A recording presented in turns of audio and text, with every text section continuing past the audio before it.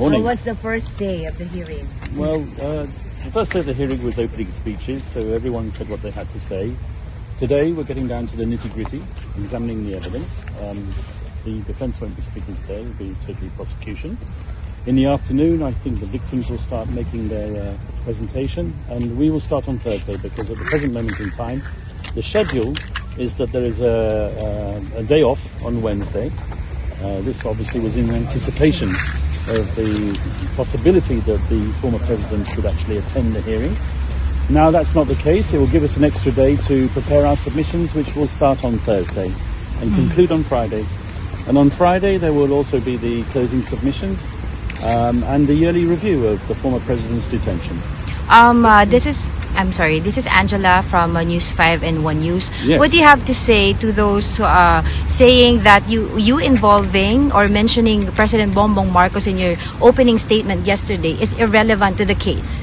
Certainly not irrelevant.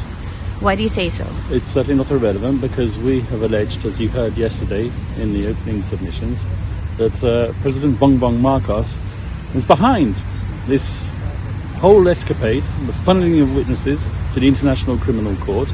I'm not entitled to go into details because there are protective measures on this case, but he knows jolly well who was doing his dirty work for him. Attorney Kaufman, a lot were asking, where were you actually addressing your opening statement?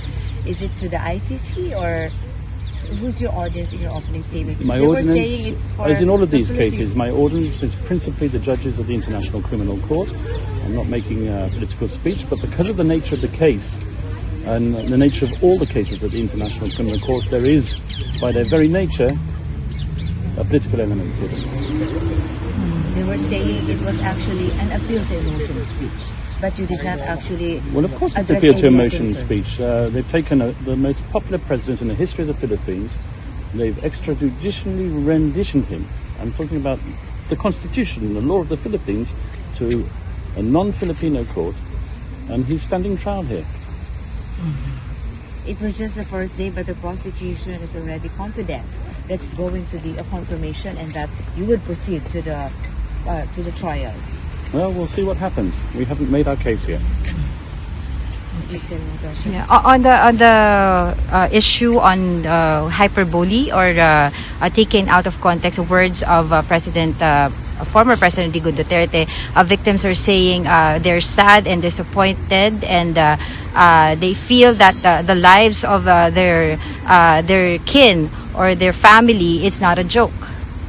I didn't say it was a joke.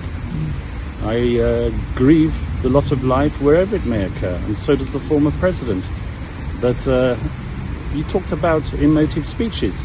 Who really was making the emotive speeches yesterday? Sir, how will your appeal now on the question of the jurisdiction affect now that, the hearing of the confirmation of charges is ongoing? Well, we're waiting for the judgment on the challenge to the jurisdiction of the court.